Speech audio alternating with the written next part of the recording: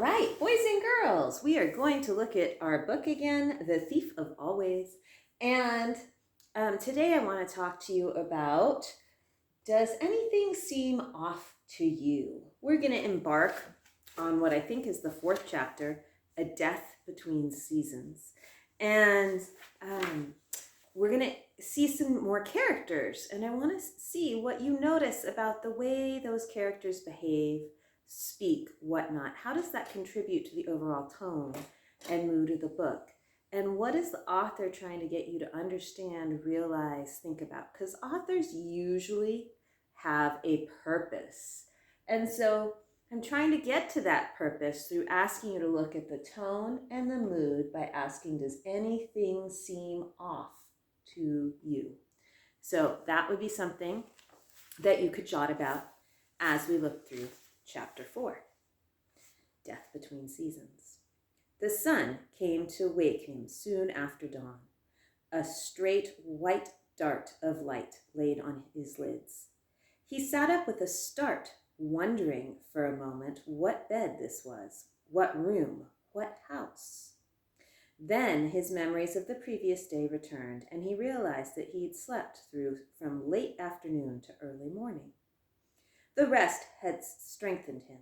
He felt energetic, and with a whoop of pleasure, he jumped out of bed and got dressed. The house was more welcoming than ever today, the flowers Mrs. Griffin had set on every table and still singing with color.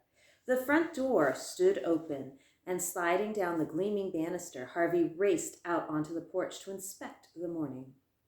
A surprise awaited him. The trees, which had been heavy with leaves the previous afternoon, had shed their canopies. There were new tiny buds on every branch and twig, as though this were the first day of spring.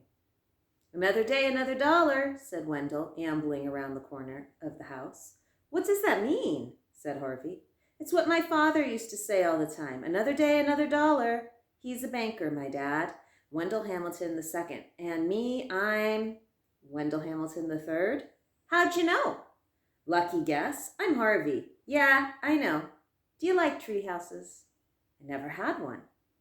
Wendell pointed up to the tallest tree. There was a platform perch up among the branches with a rudimentary house built upon it.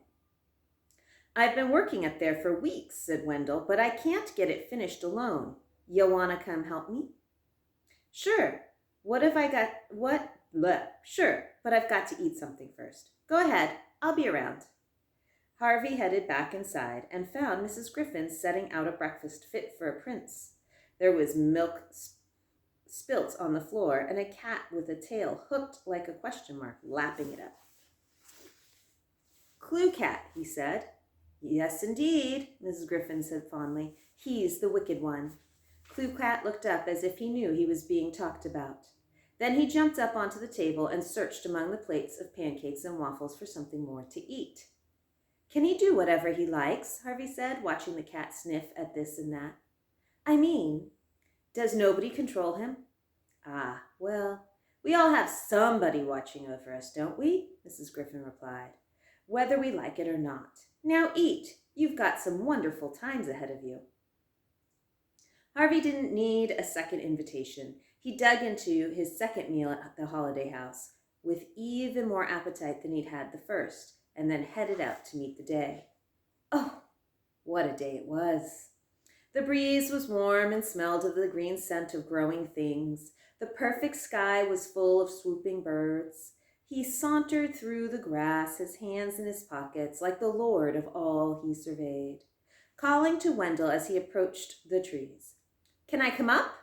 "If you've got a head for heights," Wendell dared him, the ladder creaking as he climbed, but he made the platform without missing a step. Wendell was impressed. "Not bad for a new boy," he said. "We had 2 kids here couldn't get halfway up." "Where'd they go?" "Back home, I suppose. Kids come and go, you know." Harvey peered out through the branches upon which every bud was bursting. "You can't see much, can you?" he said. "I mean, there's no sign of the town at all." "Who cares?" said Wendell. "It's just gray out there anyway." "And it's sunny here." Harvey said, staring down at the wall of misty stones that divided the grounds of the house from the outside world. How is that possible? Wendell's answer was the same again. Who cares? He said. I know I don't. Now, are we going to start building or what? They spent the next 2 hours working on the treehouse, descending a dozen times to dig through the timbers heaped beside the orchard, looking for boards to finish their repairs. By noon, they'd not only found enough wood to fix the roof, but they had each found a friend. Harvey liked Wendell's bad jokes and that "who cares," which found its way into every other sentence, and Wendell seemed just as happy to have Harvey's company. You're the first kid who's been real fun, he said. What about Lulu?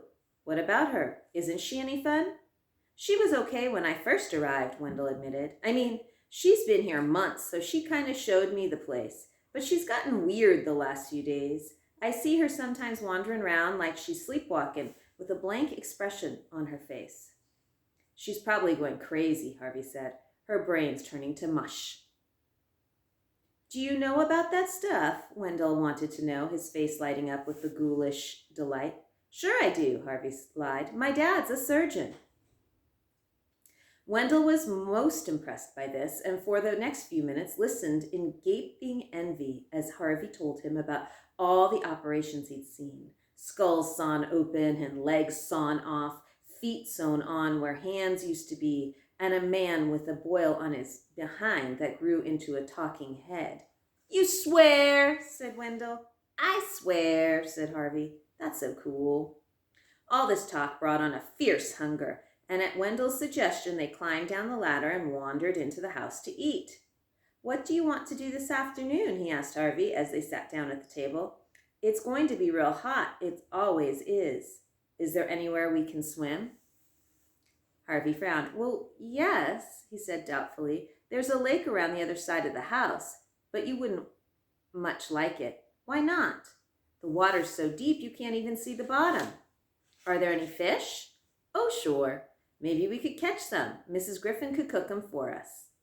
At this, Mrs. Griffin, who was at the stove, piling a plate with onion rings, gave a little shout and dropped the plate. She turned to Harvey, her face ashen. You don't want to do that, she said. Why not? Harvey replied. I thought I could do whatever I wanted. Well, yes, of course you can, she told him. But I wouldn't want you to get sick. The fish are poisonous, you see. Oh, said Harvey. Well, maybe we won't eat them after all. Look at this mess, Mrs. Griffin said, fussing to cover her confusion. I need a new apron. She hurried away to fetch one, leaving Harvey and Wendell to exchange puzzled look. Now I really have to see those fish, Harvey said. As he spoke, the ever-inquisitive Clue Cat jumped onto the counter beside the stove, and before either of the boys could move to stop him, he had his paw on the lip of one of the pans. Hey, get down, Harvey told him. The cat didn't care to take orders. He hoisted himself onto the rim of the pan to sniff at its contents, his tail flicking back and forth. The next moment, disaster. The tail danced too close to one of the burners and burst into flames. Clue Cat yowled and tipped over the pan he was perched on. A wave of boiling water washed him off the top of the stove, and he fell to the ground in a smoking heap. Whether drowned, scalded, or incinerated, the end was the same. He hit the floor dead. The din brought Mrs. Griffin hurrying back. I think I'm going to eat outside, Wendell said as the old woman appeared at the door. He snatched up a couple hot dogs and was gone. Oh, my Lord, Mrs. Griffin cried when she set her eyes on the dead cat. Oh, you foolish thing. It was an accident, Harvey said, sickened by what had happened. He was up on the stove. Foolish thing, was all Mrs. Griffin seemed able to say. She sank down onto her knees and stared at the sad little sack of burned fur. No more questions from you, she finally murmured. The sight of Mrs. Griffin's unhappiness made Harvey's eyes sting, but he hated to have someone see him cry, so he fought back his tears as best he could and said, Shall I help you bury him? In his gruffest voice. Mrs. Griffin looked around. That's very sweet of you, she said softly, but there's no need. You go out and play. I don't want to leave you on your own, Harvey said. Oh, Look at you, child, Mrs. Griffin said. You've got tears on your cheeks. Harvey blushed and wiped them away with the back of his hand. Don't be ashamed to weep, Mrs. Griffin said. It's a wonderful thing. I wish I could still shed a tear or two. You're sad, Harvey said. I can see that. What I feel is not quite sadness, Mrs. Griffin replied, and it is not much solace either, I am afraid. What's solace? Harvey asked. It's something soothing, Mrs. Griffin said, getting to her feet, something that heals the pain in your heart. And you don't have any of that? No, I don't, Mrs. Griffin said.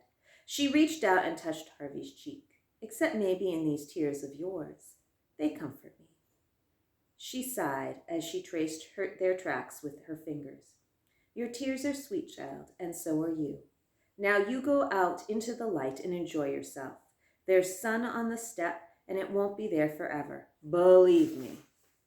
Are you sure? I am sure. I'll see you later then, Harvey said, and headed out into the afternoon.